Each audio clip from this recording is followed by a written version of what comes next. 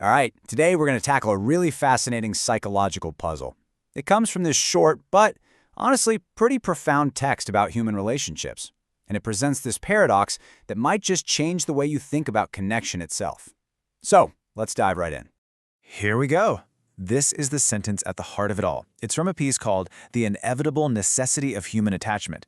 You can already see where it gets tricky, right? The title tells us attachment is an inevitable necessity, but the text itself says, don't get attached. Love and trust, yeah, those get a thumbs up. But attachment, that's a hard no. It feels like a total contradiction, doesn't it?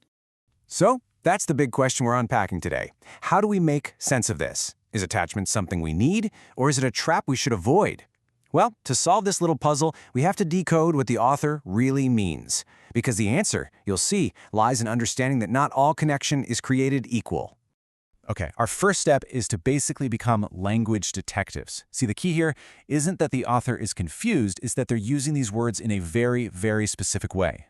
To really get the warning, we've got to pull apart the good stuff, love and trust, from their very particular definition of attachment. First off, the source is super clear about what it supports: love and trust.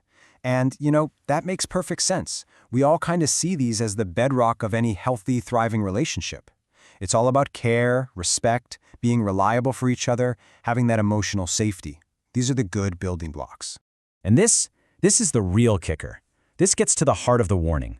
When the author says, don't get attached, they are not talking about a healthy, secure bond. Not at all. They're describing a totally different state, an emotional dependency. This isn't about mutual love. It's a connection that's actually driven by the fear of loss, the deep-seated fear of being alone. And this slide just lays it all out so clearly. Look at the left column for love and trust. You see all these great qualities built on respect, things that help you grow as an individual. It's a true partnership.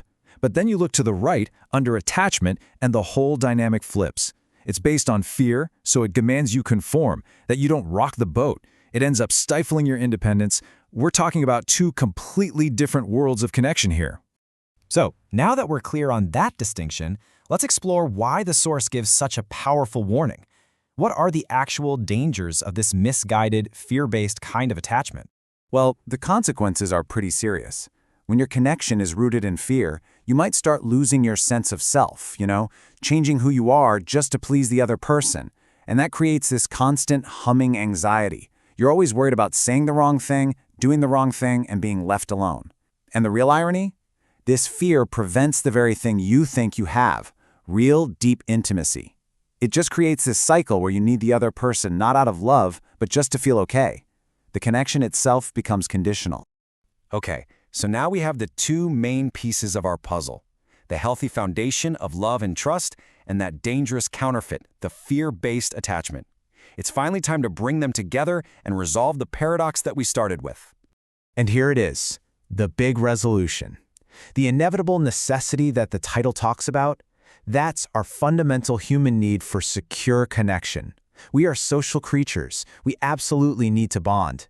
The warning, don't get attached, is really a caution against the insecure, needy, fear-driven version of it.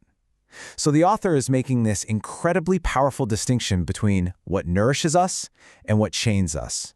So how do we build the right kind? Well, the author's logic really points to three main pillars. First, you build your whole foundation on trust.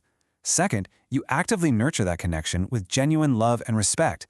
And third, and this one is so crucial, you protect your own sense of self. A secure connection doesn't erase you, it celebrates who you are and encourages your partner's individuality too. Now that we've decoded the text, let's bring this all back home. Because really, the true power of this idea is how we can apply it to our own lives. So it's time for a little bit of self-reflection. If there is one single idea to take away from this whole explainer, let it be this one. The goal is to be connected, not chained. Real connection feels liberating. It should be a safe harbor, not a cage. The whole point is to be deeply connected to another person, not chained to them by your own fear or need. And so, I'll leave you with this final, powerful question to think about. I want you to look at the important bonds in your own life. Are they built on a foundation of freedom, mutual trust, and genuine growth? Or are they driven by a quiet fear of being free, a fear of being alone? The answer to that question, well, it says just about everything.